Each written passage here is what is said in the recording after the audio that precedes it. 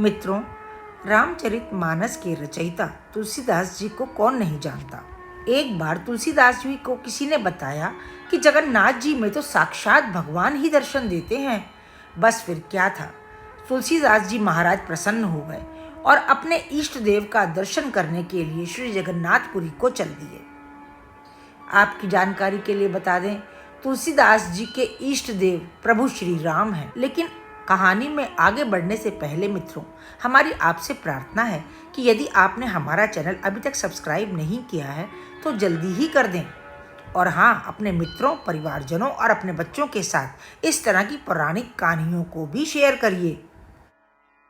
तो तुलसीदास जी चल दिए प्रभु जगन्नाथ के दर्शन करने के लिए।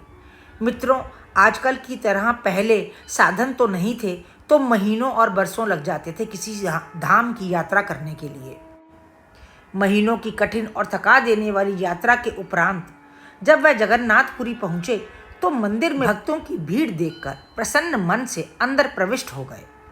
जगन्नाथ जी का दर्शन करते ही उन्हें बड़ा धक्का सा लगा और वह निराश हो गए और मंदिर से बाहर आ गए और सोचने लगे कि यह हस्तपाद विहीन देव हमारे जगत में सबसे सुंदर नेत्रों को सुख देने वाले मेरे इष्ट श्री राम हो ही नहीं सकते। और दुखी मन से वहां से निकलकर दूर एक वृक्ष के तले बैठ गए।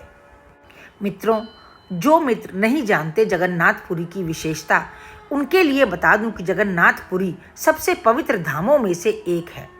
कहा जाता है कि यह वह स्थान है जहां भगवान श्री कृष्ण का दिल आज भी धड़कता है। यहाँ पर प्रभु जगन्नाथ के साथ उनके भाई बहन सुभद्रा और बलराम भी वास करते हैं। यह तीनों मूर्तियां आज भी अधूरी हैं। इन तीनों मूर्तियों के हाथ, पैर और पंजे नहीं हैं। वृक्ष के नीचे बैठकर तुलसीदास जी सोचने लगे कि इतनी दूर आना तो मेरा व्यर्थ ही हो गया। क्या गोलाकार नेत्रों वाला हस्तपाद विहीन दारूदेव मेरा राम हो सकता है? कदापि नहीं। धीरे धीरे रात हो गई। थके मांदे भूखे प्यासे तुलसीदास जी का अंग अंग टूट रहा था। अचानक एक आहट उन्हें सुनाई दी। वे ध्यान से सुनने लगे। ध्यान से सुनने पर पता लगा कोई बालक पूछ रहा है कि यहाँ पर तुलसीदास कौन है, और उसके हाथ में एक थाली थी। तुलसीदास जी ने सोचा कि शायद लोगों में से किसी ने बता दिया होगा पुजारी जी को कि यहाँ पर तुलसीदास जी दर्शन करने के लिए आए हैं, इसलिए उन्होंने प्रसाद भेज दिया होगा। तो वे उठते हुए बोले, हाँ भाई बताओ, मैं ही तुलसीदास हूँ। बालक ने कहा, मैं कितनी देर से आपको खोज रहा हूँ, लीजिए जगन्नाथ प्रभु ने आपके लिए प्रसाद भेजा है। तुलसीदास जी थोड़ी देर के लिए सोचने लगे और बोले, भैया कृपा करके इसे वापस ले जाओ। बालक ने पूछा, क्यों? ये तो बड़ी आश्चर्य की बात है। जगन्नाथ भगवान का प्रसाद जो कि स्वयं महाप्रभु ने भेजा है, आप अस्वीकार कर रहे हैं। अरे बालक सुनो, मैं बिना अपने इष्ट देव को भोग लगाए बिना कुछ भी ग्रहण नहीं करता। यह प्रसाद तो जगन्नाथ का झूठा है, इसे मैं अपने इष्ट देव को समर्पित कैसे कर सकता हूँ? तो यह मेरे भी किसी काम का नहीं है। बालक ने झट मुस्कुराते हुए कहा, अरे बाबा, आपके इष्ट ने ही तो इसे भेजा है। तुलसीदास जी बोले, यह हस्तपाद विहीन दारू मूर्ति मेरा इष्ट देव कैसे हो सकता है?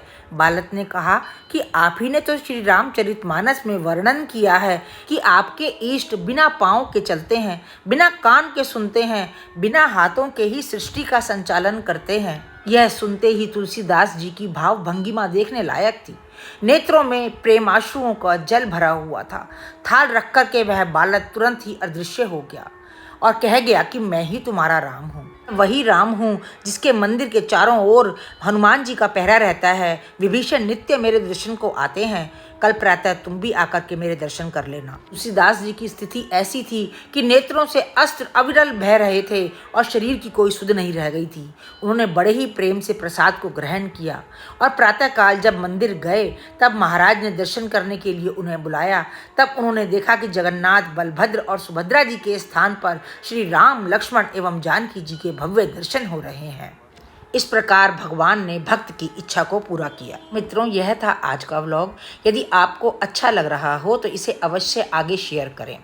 मिलते हैं अगले व्लॉग में, तब तक के लिए राम राम।